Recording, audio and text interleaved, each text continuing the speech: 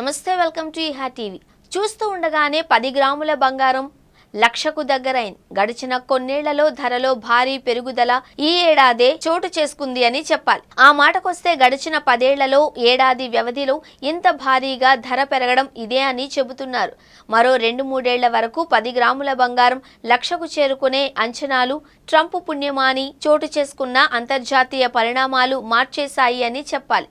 లక్షకు చేరువవడం ఇవాళ రేపా అన్నట్లుగా ఉంది. బంగారం ధర ఇంత భారీగా పెరిగిన వేళ రీటైల్ అమ్మకాలలో తేడా వచ్చింది అని, కొనుగోళ్లు తగ్గాయన్న మాట వినిపిస్తోంది. అయితే ఇదంతా ఒక కోణమేనని చెబుతున్నారు.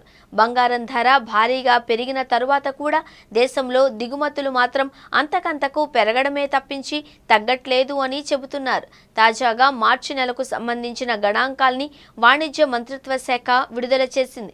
ఈ ఏడాది ఫిబ్రవరితో పోలిస్తే మార్చిలో దిగుమతుల విలువ 191.13% పెరిగి $4.47 బిలియన్ చేరుకున్నట్లుగా వెల్లడించారు. అంటే మన రూపాయల్లో చెప్పాలి అంటే 33,000 కోట్లుగా చెబుతున్నారు. దిగుమతులు భారీగా పెరగడం, అదే స్థాయిలో ద్రవ్యలోటు పెరుగుతుంది అన్న విషయం తెలిసిందే. గత ఆర్థిక సంవత్సరంలో 2024-25లో సుమారు $58 బిలియన్ బంగారం దిగుమతి అయ్యింది. అంతకుముందు ఏడాదిలో ఇది $45.54 బిలియన్ ఉంది.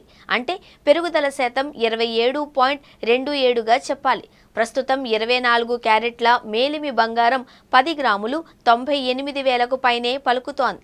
భారత్ దిగుమతి చేసుకుంటున్న బంగారంలో 40% వాటాతో స్విట్జర్లాండ్ అగ్రస్థానంలో ఉంది. UAE 16%, సౌత్ ఆఫ్రికా 10% చొప్పున ఉన్నాయి. 2023-24 ఆర్థిక సంవత్సరంలో 757.15 టన్నులు ఉంటే 2024-25 ఆర్థిక సంవత్సరంలో 757.15 టన్నులకు తగ్గింది. ప్రపంచంలో బంగారం దిగుమతి విషయంలో చైనా తర్వాత రెండో అతిపెద్ద దిగుమతిదారుగా భారత్ ఉంది. బంగారానికి సంబంధించి జ్యువెలరీ పరిశ్రమ నుంచి డిమాండ్ భారీగా ఉన్నట్లు చెబుతున్నారు.